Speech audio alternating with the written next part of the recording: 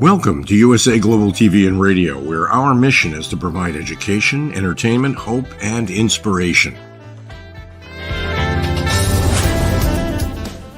USA Global TV and Radio connects you with experts and audiences all around the world every single day to help you succeed in business and to live a richer life.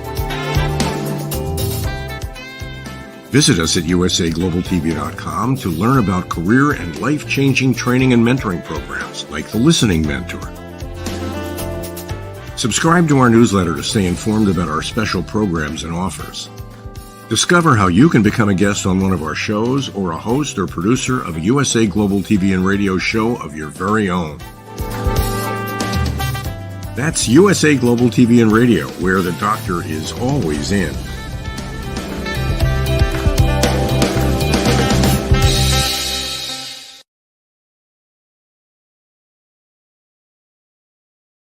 Hello, everyone. Good morning, good afternoon, good evening. This is USA Global TV and Radio. I'm Dr. JACALYN KERBECK, and our show today is the power of etiquette and manners.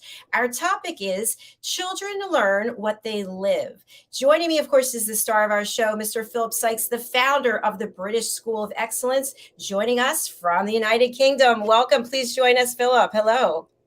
A very good afternoon to the world, to the morning and evening, wherever you are. And it's, as we say, Dr. JACALYN, it is Friday. Yay! Absolutely wonderful. How are you? I'm doing very well, thanks. And I'm so happy that you're here and you had a very special event, Lessons in Love with Felicia K. I would love for you to start off sharing a little bit about that. Our audience, if they missed it, they can go over to our YouTube channel. They can also go to your YouTube channel. Tell us more, Philip. It was a phenomenal get-together. It was a beautiful open discussion with Felicia K, who's a true expert and master in her area of relationships, love, and how do we build stronger friendships and relationships. And the show was so well received. We've had some amazing comments. The alumni platform who engaged with it really have come back with saying this is a must-watch. And anyone out there who is looking for any guidance or steering, I would urge you to take that hour and watch the show that Dr. JACALYN very kindly produced for us. It really was a great event.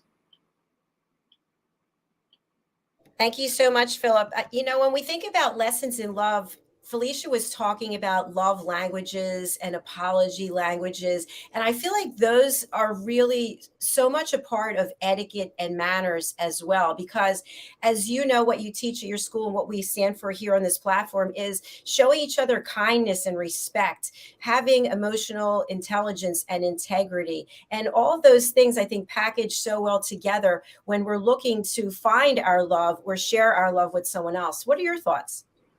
You've hit the nail on the head. Again, how often do we allow our behavior or our mood or the way we sort of act to sort of influence us and the other person? How are we feeling? How are we showing up each day? And we really do need to check in with ourselves, because it's about us putting our best foot forward and really making that effort to connect and engage with the people around us, and not to make it about you, because if we make it only about ourselves, it becomes a very one-way street and very selfish.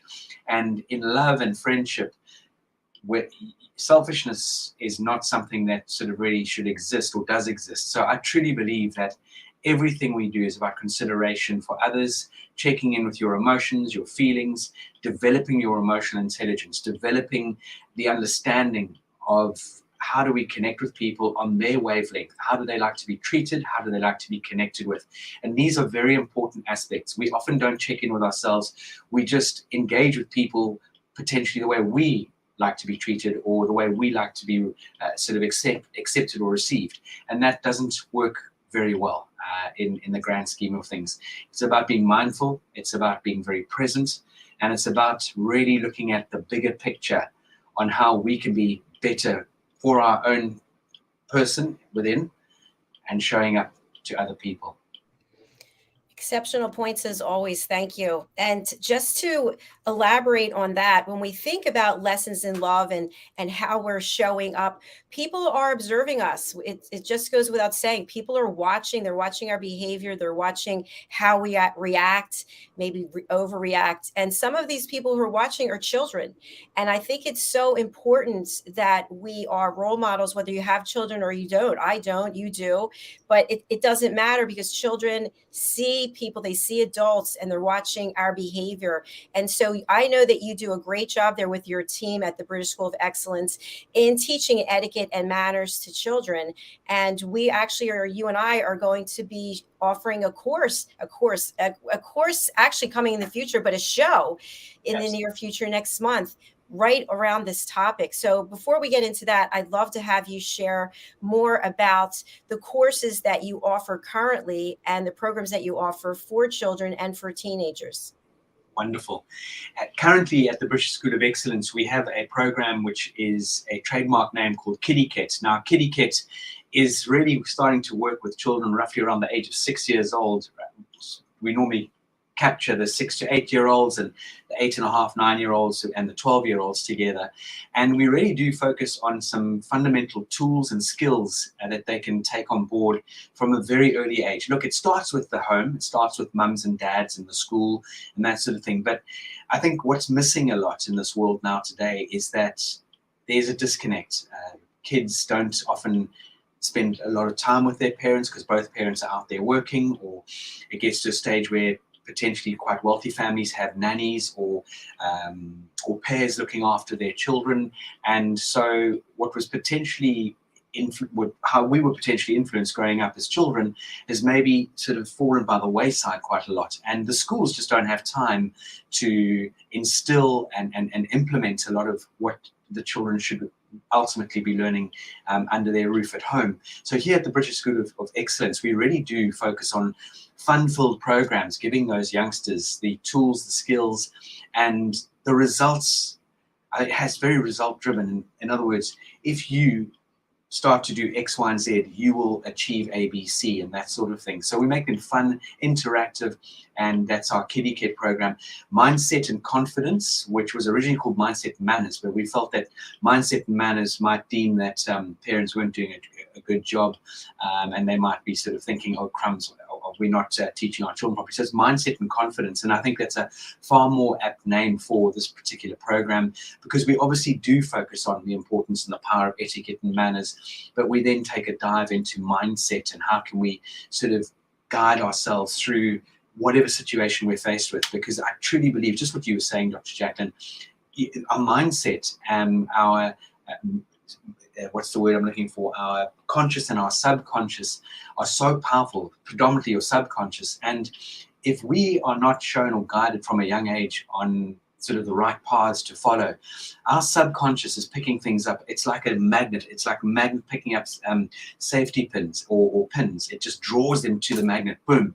And this is what happens to us in our psychology growing up. And this is where we really try and give the teenagers the tools to really make some very dynamic decisions going forward and go into the levels of emotional intelligence and give them the understanding that you can choose your path by getting to know yourself better rather than being told that you should do X, Y, and Z. So those are the two programs that we're currently running. The Mindset and Confidence leads into mindset and resilience, and then mindset and money for teenagers. Because again, we truly believe that a lot of the time we get educated at school, but not given those tools that when we do leave school, how to manage and be more resilient. And not only that, but how to manage our finances. And if we did know that from an early stage, I truly believe we could get ahead a lot quicker and we could do so much more for other people. Absolutely. Such a great point. We've discussed many times on this show and on others the number of things that were not actually taught in school, and how to manage your money is a big one. Also, how to listen, and then also how to have confidence in yourself. So one thing I want to just kind of get out there, and then we can debunk this myth, I'm going to call it. When I was growing up, you would watch movies or television shows where someone was sent off to charm school or to boarding school, and it was only for posh people, manners and etiquette. And we've discussed this so many times, but when it comes to children, they might be thinking that they might get some harassment from their schoolmates or from their friends that, oh, you think you're better than we are. What do you have to say to this?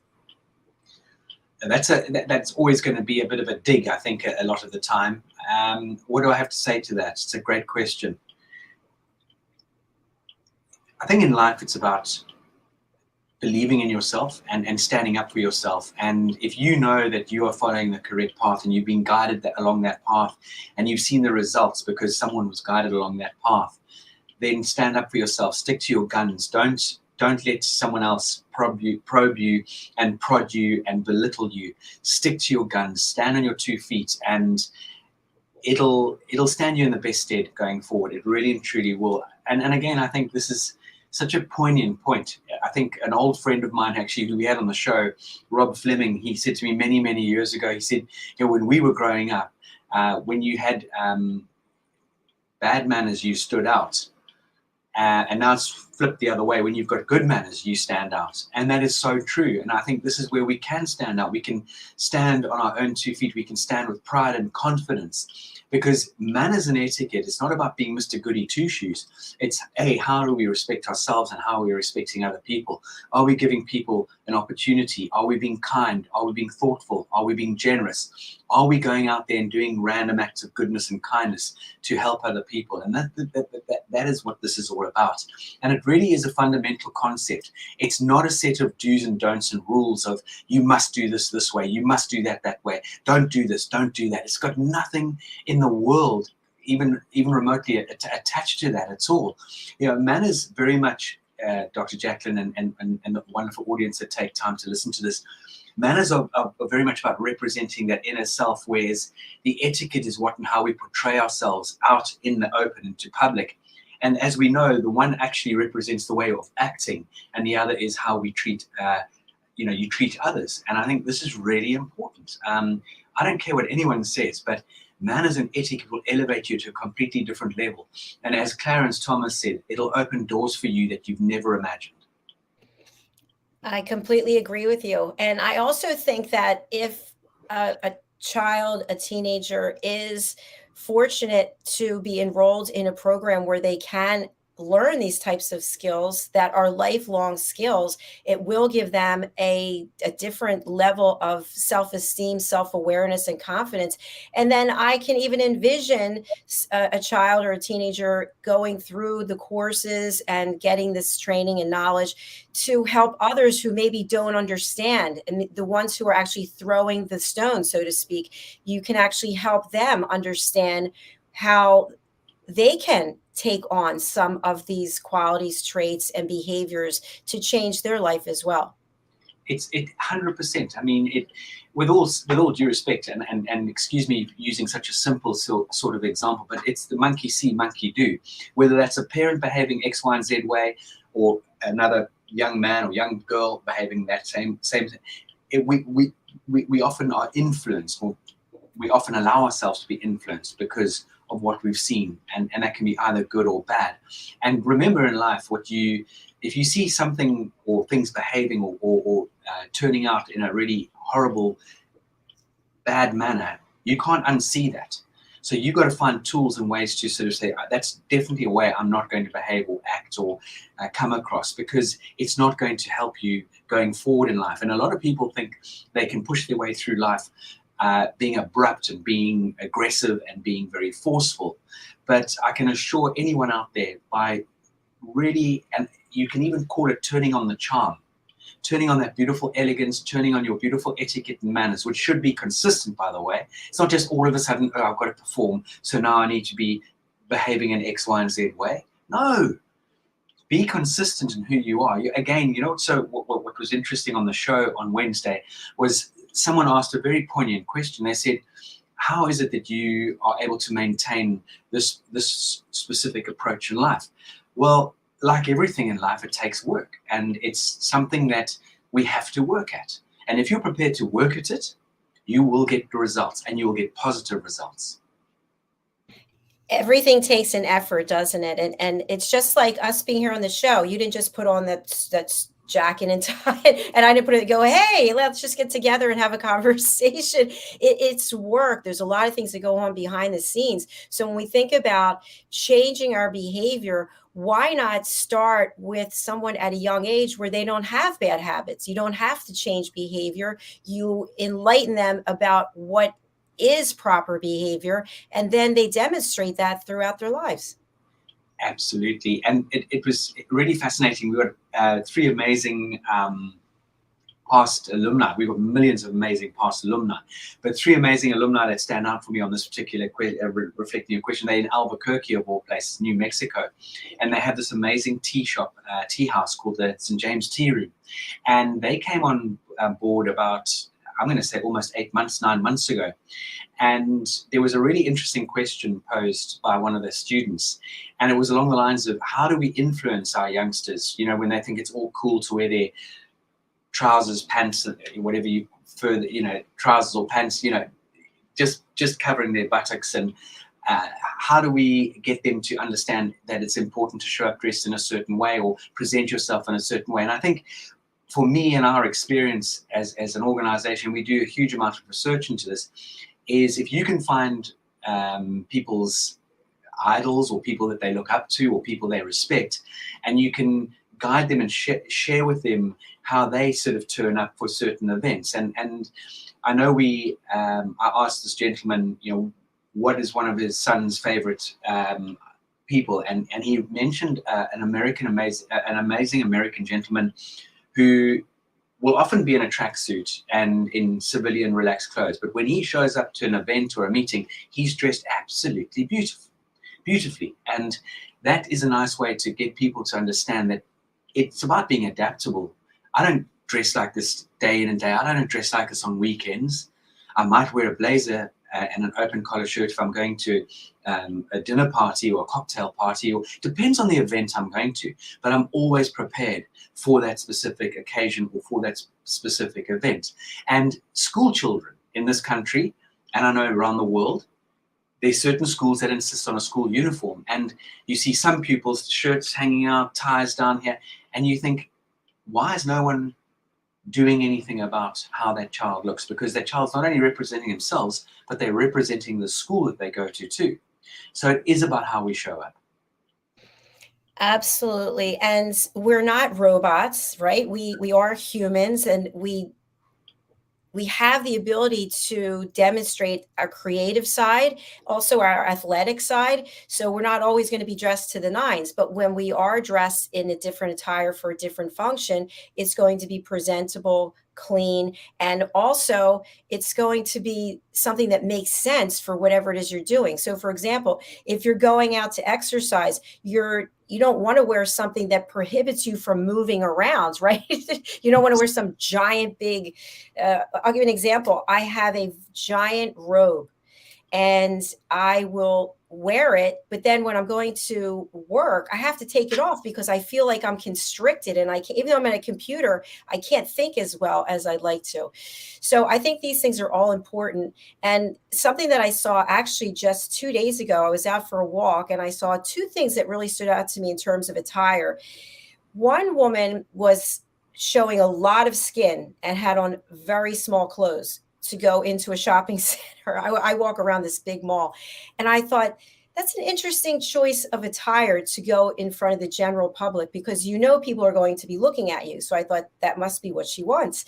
Then I saw another woman who literally had on, Philip, they had to be 7-inch high heels, and she had to be held onto by another person because she was shuffling along. And I thought, they're interesting shoes to wear to a shopping mall. So it's these types of things that you wonder where this decision-making process comes through. And going back to children, I feel like if children are taught certain things at a young age and they embrace them, it's going to stay with them and make them feel more comfortable in their own skin. Absolutely. I mean, it's just to sort of, I love your stories there. And just to, this morning I had a moment because we get up early at about 7 in the morning, get Harley ready for school and that thing.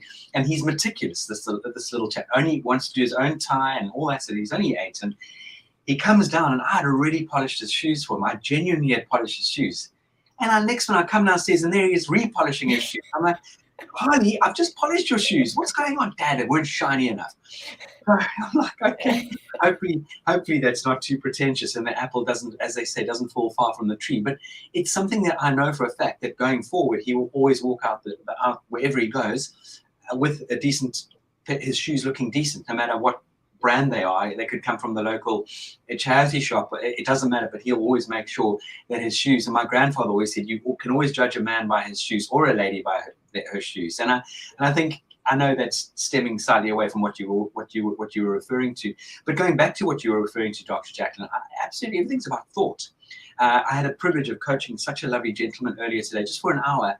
He had seen a lot of things on YouTube, and he wanted to connect with the British School of Excellence, and he's a senior gentleman in his organization and dresses beautifully, immaculately, but he just realized that he needed some extra polish and things that he was felt he was lacking. And it was really fascinating in talking to this lovely man, in the sense that he understands that you've got to,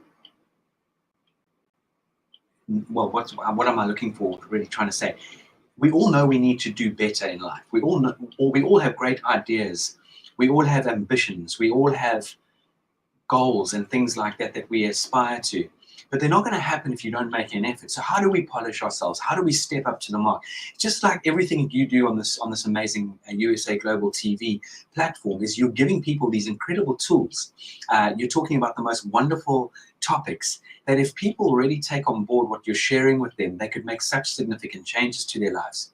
And this is what we were talking about. And one of these specific scenarios was showing up in the right attire, and he was, as I said, he was meticulous about this. And this is everything that we do in this world, is making that effort and getting prepared. Preparation is key. So thinking about, what am I going to wear tomorrow? What am I going to wear today? I had this out yesterday evening because I knew I had various things going on today. I had the show today with you, Dr. JACALYN. I don't just throw things on, and one should never turn up looking like you just chose that at the last second. Everything requires a huge amount of thought. And one of our resident stylists said it takes just as much effort to throw on an old t-shirt as it does a very nice shirt or a nice blouse. It's so true. It's all our perspective. And I also feel that I'm a lifelong learner. You're a lifelong learner. If we could put our egos aside and lead our lives with our hearts, we could be making decisions to do certain things, to learn certain things that would make not only our lives better, but the lives of other people as well. So for example, when it comes to etiquette and manners, there are people out there who think they know it all. They know it all, or they don't want to know it. When it comes to listening, that's something that we both teach and believe in, listening skills. People will say, I really am a great listener. And they're not even interested to find out what it is they don't know. Or for example, when it comes to podcasting or interviewing or broadcasting, I started a new course, and some people who are broadcasters have said to me, I know everything there is to know. And I just smile to myself and think, how do you know? How do you know what you don't know if you don't put yourself out there to learn more? Because the example I'll give is technology. Technology has changed, and it continues to change. As we're standing here, these computers are getting outdated. I just got this computer, by the way, and I can see that the picture on my screen is so much different than the other computer. The other computer is 4 years old. That's not that old. Yeah, absolutely. So things continue to evolve, and we have to continue evolving with them. So again, going back to children, why not give them a head start? Why not set them up for success from the very beginning?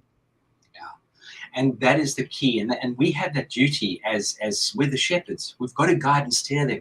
And that phrase you use, you don't know what you don't know if you don't. I mean, you don't know what you know if you don't know. That phrase that you brought to light a few moments ago, and that is absolutely fundamental. Again, Dr. Jacqueline, one of the things that I've, like yourself, is in, I believe, massively in education and in going down the route of being coached. And about a year ago, I went on a very in-depth, serious coaching program to become a high-performance coach. So still incorporating my vision, focus, and philosophy on etiquette, manners, and emotional intelligence, but really pinpointing aspects of being a high-performance coach. And it was a huge investment. But what was fascinating about it is that we can always 100% go out there and keep learning and keep growing and keep developing. And it is up to us to guide and steer. And when we travel the world and you see, and this is no disrespect to anybody, I'm not pointing fingers at anyone or anything or anybody at all, but when you see children that have been born into a family, and you can just see that that child at that stage, and I know this is, it shouldn't come across as being bigoted, but at that stage you can just see that they're not being given the tools to move forward, or there's an element of them not walking down the right path because they're just not being guided or shown. And that's when it comes to mindset, when it comes to health and diet, that comes to etiquette and manners, that comes to education. And that is very, very sad, because we all have the opportunity to make a change in this world. We all have an opportunity to guide, steer, and influence people in the right direction. We absolutely do. And I'd like to talk about the fact that you and I are starting a new show, and ultimately we will have a course on it. We both just thought it would be a great idea to have a show that really focuses on children and giving them the tools that they need and providing education and learning opportunities. And that is what we do. My father said to me, he always had a lot of really profound statements, but he said, no one can ever take your education away from you. And I remember after I got my master's degree, then I went several years later to get my doctorate. When I finished my doctorate, I actually went and registered for another doctorate, and people thought I was absolutely insane. But it was because I have this continuous thirst to learn more. I ended up not going through with it because of the money and the time. But the point is that if we can provide education like we do here on this platform, and we give people an opportunity from around the world to learn something new, I feel like that's one step towards a world that people really are proud of, instead of all the discourse and hatred and division that's going on today in so many parts of the world. Yeah, you put that, I couldn't even top that, but I can only agree with you 100%. It is so key that we absolutely take this approach. And how do we encourage and guide people and influence people to make this change, and to go out there with an open growth mindset, and to accept the change. And as you said earlier, the world is changing so fast. And I think I've shared this with you before, is that in this world, the AI, the fourth industrial revolution, the World Economic Forum produced some material, and they deemed it, this is the future for work, but this is not just the future for work, this is the future for life. And they raised 10 points, and only one of those points was referring to technology. The rest, all to do with the human connection, the human touch, the human mindset. And it was along the lines of creativity, it was along the lines of emotional intelligence, communication skills, leadership skills, the diversity intelligence. It was having a growth mindset. It was about having the ability to accept change. I think that's where a lot of us stumble. We don't want to accept change. Some of the other key points were, I can't remember. There were a few other points, but only one of those referred to technology. And that is really fascinating. And if you think about it, and I know it's a bit of a grand sort of blanket statement, but a lot of us as human beings have forgotten how to connect and communicate with one another. And that is a very, very serious element. And funny enough, Dr. Jacqueline, today, this week, has been, they've been celebrating, or really focusing on Children's Mental Health Week. And think about this in its entirety. The mental health issues in this world have escalated out of control. in our youngsters. And you hear of youngsters as young as 11, 12, 13-year-olds taking their life. Now, yeah, that for me is just is shattering. It is absolutely shattering, and it's because we're not waking up and listening to one another. We're afraid to open up and communicate with one another. We're afraid that we might be failing if we try and open up, and all of these aspects, this whole scenario of us, our situations on this thing on our shoulders, our brains, we get so drawn in, and we feel that we can't connect with people. We've forgotten to, because we are always on our damn wretched devices. So many things I want to just touch on what you just said. First of all, about the technology, the artificial intelligence. During the pandemic, I feel that many big corporations laid off people because they found that they could use technology to replace a human being. And then when the pandemic allegedly is finished, you would think that they'd bring the humans back to work, for example, in call centers. And I had this experience yesterday. The Wi-Fi went down. And of course, what is it that I need to do my business? I need Wi-Fi. So we didn't have Wi-Fi for one show. And then in between that show and the next show, I'm calling the cable company, the name I will not mention, but if you are in the United States and you know the name of the company on the East Coast. Anyway, it's a artificial intelligence. It's press 1, press 3. And I keep pressing 0, 0, 0, agent, representative, and it will not take me anywhere. So finally, I pressed a button, and then they said, we're going to run tests. And I hit 0, representative. We have to run tests. So I could never speak to anyone. So I ended up hanging up and then doing what it is I could do. It came back 2 hours later. But my point is, they sent a survey about how I felt about my service. They texted me, and I gave them a 0. And then I got a text back asking if I would explain why. And I thought, no, because it's a robot.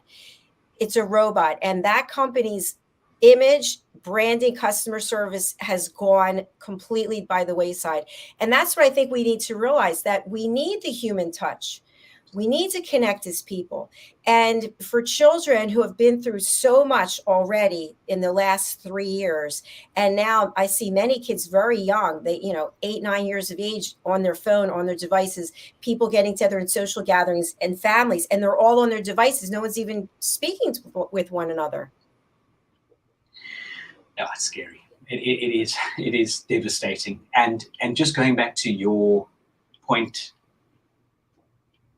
this AI, these computers, they've got no empathy, they've got no sympathy, there's nothing behind it. And all we desire as human beings is to be treated and to feel valued and to feel that we belong. And artificial intelligence is the biggest disconnect in this journey. And the companies who do realize in the power of human connection and the power of human beings and the power of direct communication are going to be those companies who will soar like an eagle. And our youngsters, if we can teach them from early on how to become more self-aware, how to have far better self-regulation. So in other words, and I don't want to delve into sort of ADHD and into areas of medical areas, but giving our children how to be more in control, how to learn to trust, how to be more conscientious, and how to basically adapt and be innovative. These are the tools and guidance that we need to be focusing on, and motivating them to aspire to be the best they can possibly be. Not just look for the shortcut, not just to have this instant idea of instant gratification, and then giving them this amazing ability to be empathetic. Really understand themselves, understand other people, and give them this guidance on how to serve, and leveraging on diversity, and then giving them that amazing ability to really build their social skills. And it is something which is fundamental, building bonds, learning how to collaborate with one another, learning to be a team player, how you can be a positive influence, how you can communicate far better. And funny enough, again, I'm going to refer to my dear friend and work colleague, Rob Fleming. He mentioned when we were online about a year ago now, Dr. JACALYN, we were talking about hospitality intelligence. And if you all think about that word HQ, hospitality intelligence, Rob referred to a restaurant in New York that had been voted the most liked restaurant in New York for the last 12 or 13 years running. And we all know how many restaurants there are in New York. It wasn't referring to the best cuisine and food, but it was referring to the most liked, most loved restaurant. And the owner of that organization puts it down because of the human connection, because of the human touch. And that says it all, in my opinion. We can teach skills, but you cannot give people the tools much later on in life unless they're prepared to open up and learn about how important their emotional intelligence is and how to be adaptable and how to be more present. There's a list as long as my arm that we could incorporate into this. There sure is. And I think what we already shared today, at least my experience, is that many people, when they get to be a certain age, they're not interested in learning anything new. But something I want to share that's really positive is I saw a video that one of my family members shared of a little one in our family. And she was running outside with some friends, and the parents were all there, of course. And she went over to get her snacks, and she brought the snacks back and gave them to the other girl. And I thought, so innocent, so sweet, so beautiful. And yet, as we get older in life, you won't give somebody a dime. You won't let somebody cut in front of you in traffic. You won't hold a door for someone. When does this change, Philip? I'm digging for that answer myself, Dr. JACALYN. I really am. I don't know. Look, I think some people will carry that through all their life, but a lot of people it does. There's a shift and change, and maybe it's just blinker approach, and not realizing that the more you do for other people and the more you can go out there and guide people, the more your world is going to change for the better. It really and truly is. And you're so right. I mean, just here, I live in a beautiful suburb. The amount of litter you see floating around. Today, walking Coco, I saw 2 bits of, not road rage, but people being rude and not letting someone in, and people honking their horn because someone was trying to edge out into the road. And why can't we just slow down and be more conscientious and kind? Just by doing that, the world would be a better place. I so agree. And we have a comment on YouTube from Finesse International. Hello, thank you so much for being here. And the comment is awesome session. We greatly appreciate it. What a great name, Finesse International. It is about finesse. We actually have a program called Finesse, Flair and Elegance for people working in the hospitality and service trade and retail sector. And that word finesse is beautiful. I love that word finesse. You know, I'm so glad that you brought up retail, because as I told you, I walk around this giant mall, and I walk outside on purpose, outside the mall. And it's interesting because I witnessed this couple that had obviously bought a number of things because they were coming out on this trolley, and the salesperson was there, and there was genuine sense of community between them, because I worked in retail on the side for years. And as soon as a client would leave, the person waiting on would go, oh, and I actually was waiting to see if this person, and the person was so appreciative and so thankful that these customers came in and bought whatever it is they bought, because that meant something to this person. And my point is that so many times we're nice to people to their face, and then when they turn around, we have something negative to say. And I really feel that each and every one of us has to stop doing this and has to look for the good in everyone, because there is good. Sometimes the good is that someone's sorry for what it is they did. They realized they made a mistake. Do you think that forgiveness is something to be taken for granted, Philip? No. And actually, I was reading such a fascinating article about highly emotionally intelligent people learning to own up when they say, I was wrong. I'm really, really sorry. I made a mistake there. And this is not just in leadership or big organizations. This is in life and families. And again, going back just to take it back slightly, is that be consistent in who you are. If you're nice to someone's face, then don't ever say anything untoward or bad behind their backs, because let me tell you, that just shows your character. It really and truly does. It shows you're false, you're fickle, you're shallow. And personally, don't want to be around those sort of people, because that to me is, there's no trust. There's no trust, firstly. But going back to what you were saying, absolutely 100% about learning to apologize when you're wrong, owning up and saying, I'm sorry, I overstepped the mark, or I shouldn't have said that. Please accept my apology. And just as we spoke about on Wednesday on with Felicia Kay on relationships and love is also then, once you've received that apology, is learning to accept the apology and not let it hang around you like a bad smell. Because if the person's had the gall and the guts to say, hey, I'm really sorry, and they do it genuinely, it's not, I'm sorry, but you started. Well, that's not an apology. That's not an apology. That's just a caveat, just to say, actually, I'm not really apologizing. I'm like on the back foot, and and then the other person doesn't know where they stand with you.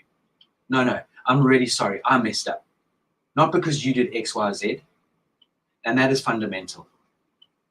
That's so true, Philip. And that reminds me of what we talked about on another show. When someone gives you a compliment, it's a different scenario, but someone gives you a compliment, you say thank you. You don't say, oh, this old thing, or I really gained weight, I don't look good. No, you just say thank you and stop talking.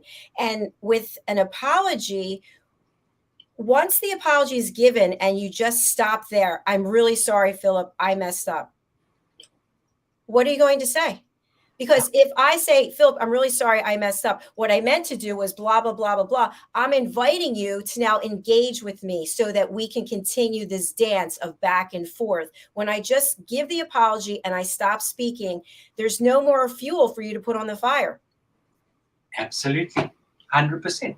And as long as that apology is taken from the other person and they sincerely, genuinely show that they are actually forgiven and say, thank you, I really appreciate you apologizing. And let's put this in perspective as well.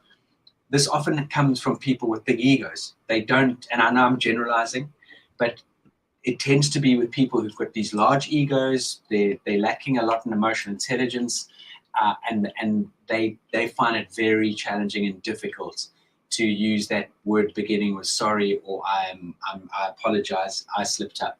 And we really do need to take note of this. You know, it is so fundamental. For sure. And I think also when you forgive someone for doing something, you're also taking a huge weight off of your own back, because you've now put closure to it. And I could say, I forgive you. However, I don't want you in my life. I forgive you, but our relationship is over and we're not on the same page. And then at least there's some clarity. There's some boundary that's been set. And I think that that's helpful for both people. Completely. And it shows that human touch. It shows that self-awareness for a start. You're self-aware that you've made a mistake. And that's ballsy. That really takes great courage. And listen, we all know that we're humans at the end of the day. There's no such thing as being perfect as a human. We're not perfect. We make mistakes. So how can we move forward? We need to show up better than we did yesterday. We need to show that we have got that human touch, that we care about other people. And we need to very much acknowledge what's going on around us. And in that way, we can all move forward in the right direction together. It's so true.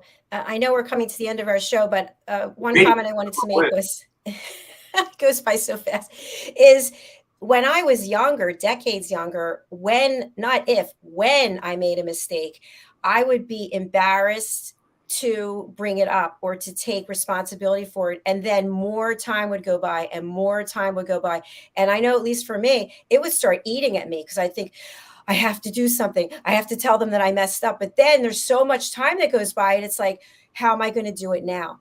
And the point is, you carry that with you like a big weight, a bag of bricks. And if you can find it within yourself to take responsibility and be accountable and acknowledge what you did, you get a lot of respect from the other person in most cases. Totally. And tomorrow's another day. So we messed up. Hey, I apologize. Tomorrow's another day. I'm going to try and do better. And that's really important. But if you say you're going to try and do better, you need to make an effort to do better. And you need to understand, and what can I learn from that past mistake or that past slip up? And that's really important. I agree. And you used the word try. I've used the word try. We've all used the word try so many times. And I would like to invite all of us, including me, to eliminate that word. And here's why. I'm going to give an example. I'm going to try to raise my hand. Either I'm raising my hand or I'm not raising my hand. Even if I still am raising my hand, but if I try, what does that mean? So I think we all need to be accountable for our own behavior. I'm going to, when I do, and envision ourselves doing it. I'm Yep. just throwing out some ideas. What do you think? Great point. I'm going to do that. I'm going to make an effort. I'm going to continue. It's the same as I'm bad at remembering names. No, I'm going to start remembering names. Yes. That sort of thing. So I'm going to start being better than I was yesterday.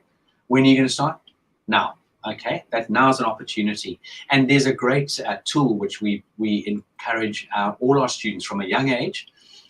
We get them to draw up actually I've got it right here, if I may. We get, and excuse my handwriting, but I know I've just gone off screen ever so slightly, but this is a great tool, and it's a tool I use in my daily life, if I can just share it. And we get them to draw up a list like this of things to start doing, things to stop doing, and things to try and continue. And this tool we can implement into all our lives, whether it be in business, whether it be in our personal lives. But think about some of the really important things that you've been talking about for a long time that you really are going to start doing, things you're definitely going to stop doing that are holding you back, or things that are not serving you. Continue all the wonderful good things like brushing your teeth, making your bed, continue to reach out to my friends and family, whatever, and then challenge yourself in areas of your life that you've been talking about again, and you really want to sort of step out of your comfort zone. And this particular tool is just wonderful because once you write it all down, you can see it, you can visualize it, and then you can check in with yourself, and it becomes a vision board, and you can use it as your screensaver on your telephone and really check in on that once a week. And it is the most helpful tool out there. So we get, as I said, the kids from as young as 6 right up to any of the adults incorporating with this specific little tool and model, and it works like a dream if you implement it. I love having tools and having accountability.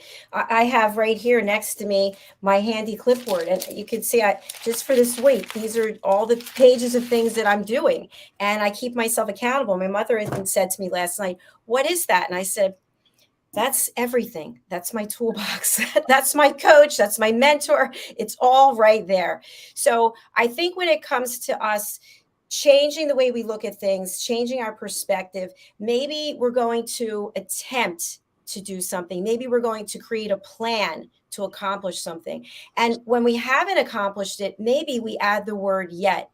I haven't been able to do that yet. I haven't learned that yet, meaning that we have a plan in our minds. We're at least open to doing it. And when we do achieve something amazing and we've made a difference to ourselves or to someone else, just give yourself a really strong pat on the back.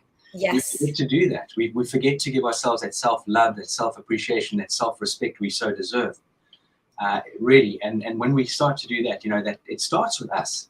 You've got to fill your energy cup, you've got to fill your love cup, you've got to fill your just your day-to-day life cup. And when you do that, you can absolutely perform so much better. Fantastic. I've really enjoyed this session with you today. I feel like we've been doing therapy 101 and etiquette manners 101. So it's been brilliant. Philip, how can people get in touch with you? How can they book in for courses? How can they join us for future shows? Well, firstly, future shows, it's usaglobaltv.com or USA Global TV. Subscribe on YouTube and you will be notified on all the up and coming shows that Dr. JACALYN produces and represents and commits to, along with the wonderful co-hosts and guests. As an organization, the British School of Excellence, we are easily found on Google or any of the search engines under www.thebritishschoolofexcellence.com. Please reach out to me or my team on hello@thebritishschoolofexcellence.com. And I'm always open to being connected with on WhatsApp at +44 780 885 9914. Always a joy, Dr. JACALYN, to really connect with you and engage with you on a Friday.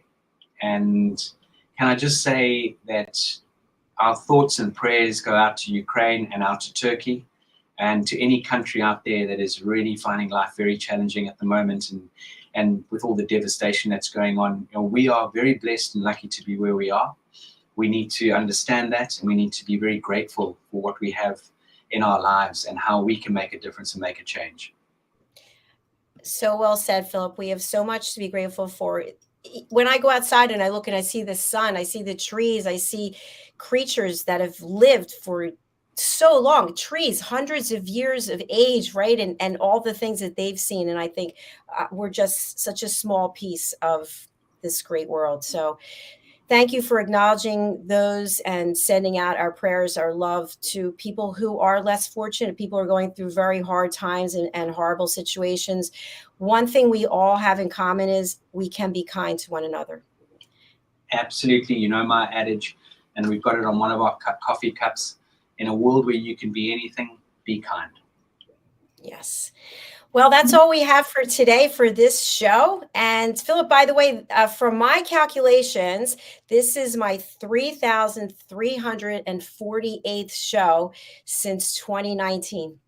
So that's pretty cool, either producing or hosting or both. It's extraordinary, and it's only going to get bigger and greater. And yeah, it's just persistence and love, passion, and perseverance that is making this happen. You're incredible in what you do, and you give so much. So thank you. Thank you. I couldn't do it without you, and I couldn't do it without our team. I couldn't do it without our guests and our sponsors, and especially our loyal followers. It means so much that you're all here, whether you're watching on the live or the replay. We do appreciate you. Our next show is coming up. It's fashion, travel, and fitness, and we will be joined by Maria Rusova from London. She's going to be joining us from her store, so I look forward to that. All right. Thank you, everyone. Thank you, Philip. Thank you, British School of Excellence. We will return in just a few minutes. Bye for now.